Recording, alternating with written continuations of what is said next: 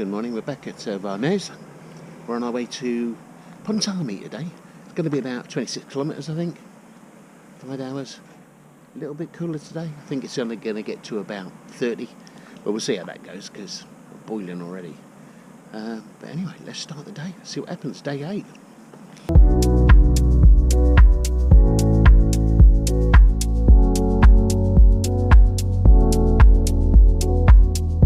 Still in the first 20 minutes, but looking absolutely beautiful. So we're at the little town. Vermes isn't very big. And now we're into sort of the countryside. A little bit of forest, a little bit of open field. Bloody lovely day. Really, really nice. Loving it.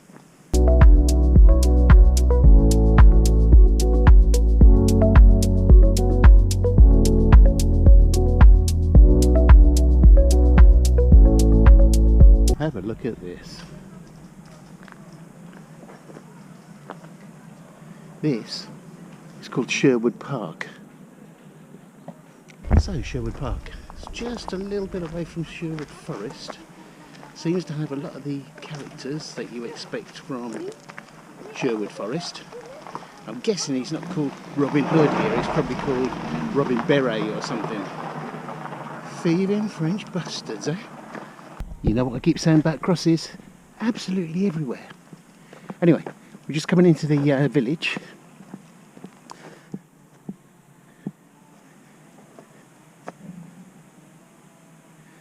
And there's a cross here.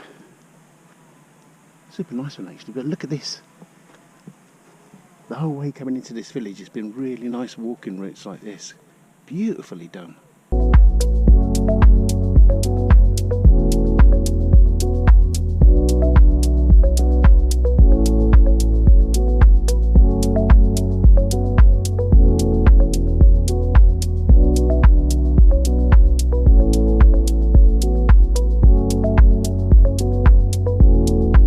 Coming up to a place called Chateau de la Motte.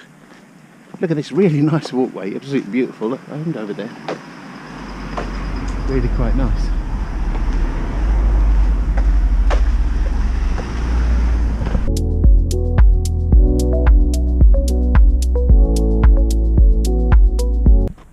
This is the entrance to Chateau de la Motte. Look at the size of that mound there. Obviously it did actually have a moat round it at some stage. It's actually 13th century, it's a fortified castle, so rather than just like a normal French chateau, this one is actually a fortified castle. Had a moat round it, actually built like a castle. Look, you can see some of the turrets here. A lot of it's fallen into a ruin, to be honest. They're trying to obviously keep the bits that they can. In the middle is a big manor house, but that is not original. That was built in the 20th century. But the actual outside bits here, all 13th century, built for the Boutellier family. Now in this region, the Boutellier family owns just about everything. You can see that these are the external walls to what would have been the fortified chateau in the middle. So the Boutellier family, well, they owned just about everything in the region. All the fortified castles, the normal chateaus, a whole number of hunting lodges. And that family had them probably for about 400 years. And all of a sudden in the 1700s, absolutely sold everything. Not quite sure why, I'm going to have to find out. But they literally sold up absolutely everything. But look at this, getting back to this Chateau de la Motte. All the outside wall, all these turrets, all 13th century. Absolutely amazing how well they've actually kept. And then look at this.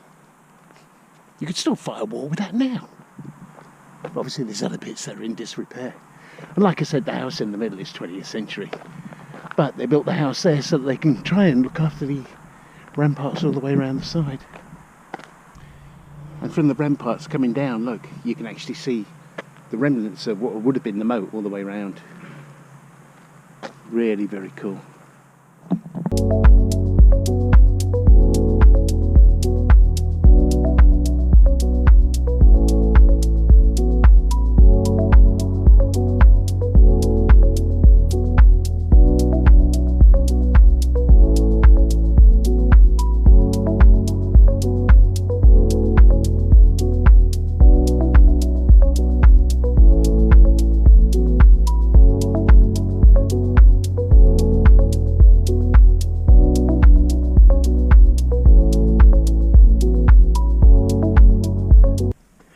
So a lot of forest route today, but one thing that's really weird about this region, again I don't know why, if you look closely enough, all the land is sand.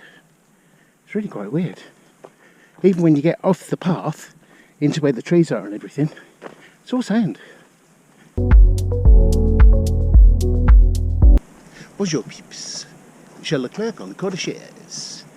You know, a lot of people write to me and they say, you know, Michel, you enjoy being out in the naturalists.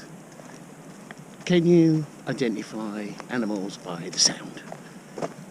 More specifically, if you hear a bird tweeting, can you identify it? I said 1,000,000%, no problem whatsoever. I am never wrong. Easy. In fact, I'll do a few other animals for you as well if you want. What we do, spend the next few minutes just listening. When I hear the sound, I'll tell you exactly what it is. Okay? Got it? Got it? Alright, here we go.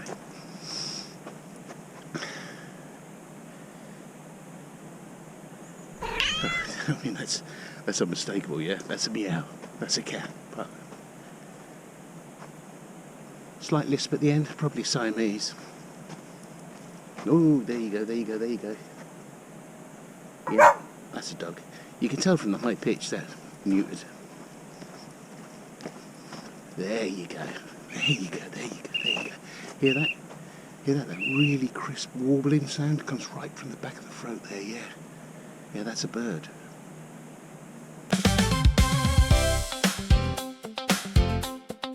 Alright, my little peeps. We're going up on a place called Ile-la-Ville. Now normally this would be the end of the day. As the train station there, we can go back home. But if you look at it, section 8, which is today, is 17 kilometres. Section 9, which would be tomorrow, is 37 kilometres. And it's only like that because that's where the train stations are. That's a tough life, yeah.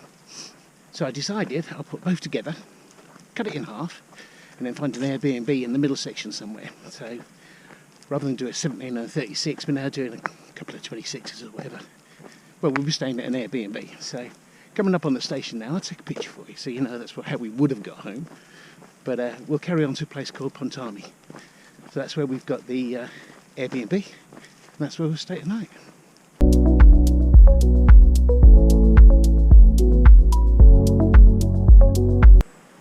Okay, we're coming down now to the lake, and look.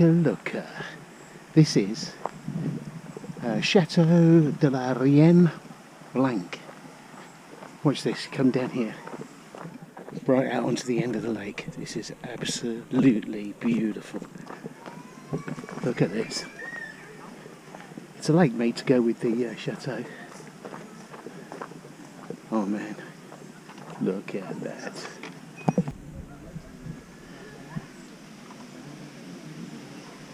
And here's the chateau. Look at that, what an amazing place. Actually built in 1825. I think it was designed by Victor Dubois. Again, built for the Bouteliers, but it was actually built as a hunting lodge. But that isn't really what makes it famous. So, any film buff is going to tell you that the reason this chateau is famous is for a 1957 movie called Funny Face, with Audrey Hepburn and Fred Astaire. So Fred Astaire was a photographer, Audrey Hepburn was a model that he'd found, and they came out here and did a really big photo shoot. And that photo shoot's in the movie. Funny Face, 1957.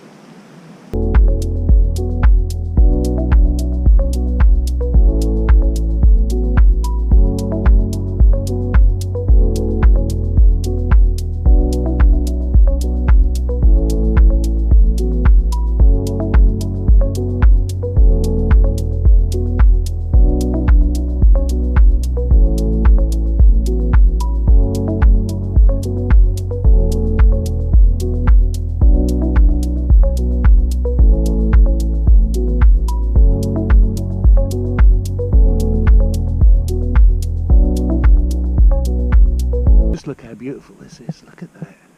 Look across the lake, look at all that lot. Oh, man, amazing.